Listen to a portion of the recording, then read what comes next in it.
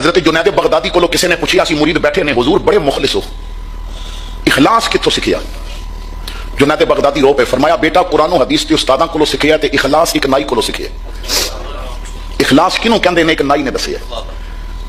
حضور نائی نے دسیا کوئی سانو بھی تو سمجھاؤ۔ فرمایا چھوٹی جی عمر سی، ماں باپ نے نا مدرسے داخل کرایا، دور سی مدرسہ کافی، ایک دن دا سفر کر کے میرے والد اتنے میرے تک مینوں لے کے پہنچے تے داخل کرا کے تے کہندے نے پترا روز روز نہیں آنا ہوندا، ہن جدوں قرآن دا حافظ بن جائے گا تے پھر آ کے لے جاواں گا۔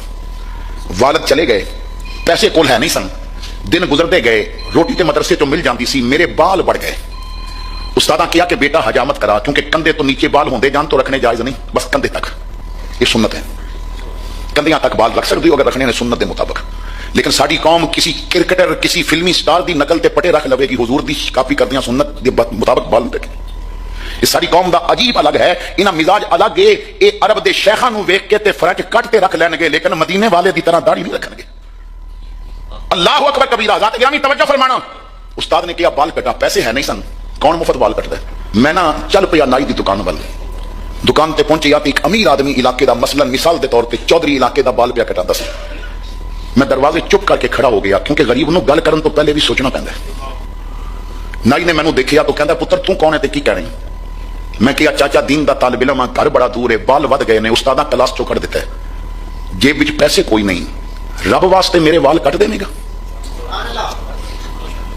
رب واسطے میرے وال کٹ دے گا؟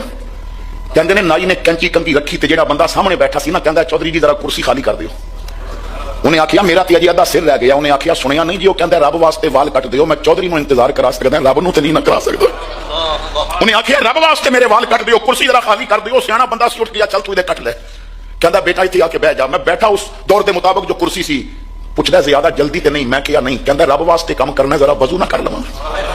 وہ چلا گیا وضو کرنے واسطے، وضو کر کے آیا، انہیں کینچی پکڑی تے کلمہ پڑھیا، کنگھی پکڑی تے درود پڑھیا تے میرا متھا چوم کے انہیں میرے وال کٹنے شروع کیتے۔ فرماندے نے لوگوں میں حیران سا، اندازہ نہیں کر سکیا وال بوتے پہ گردے سن یا اودے آنسو بوتے پہ گردے سن، رو رو کے میرے وال پیا کٹدا سی۔ انہیں صاف بھی کیتا میرا جسم۔ کہندا بیٹا خوش ہے؟ میں کہا چاچا لوں لوں دعاواں پیا دیندا ہے۔ کہندا میری فیس دے کے جانی ہے۔ میں کہا چاچا پیسے تے کونی پہلے دسیا ہے؟ کہندا تو پیسیاں والی فیس نہیں دینی، وعدہ کر جدوں بھی وال ودن گے تو آ کے کہنا چاچا رب واسطے میرے وال نہیں کٹ دیندا، بس تیری یہی فیس ہے۔ میں کہا چاچا اج پیسے نہیں ہوئے تے میں پچھلے بھی دیاں گا۔ انہیں آخیا تو نہیں دینے، بس تو رب واسطے وال کٹانے نے۔ مینوں جیباں بھر کے وہ مزہ نہیں آیا جیڑا اج رب واسطے کم کر کے مزہ آیا ہے۔ میں دعوت فکر دے رہے ہیں، کدی رب واسطے تہجد دا مصلی بچھایا؟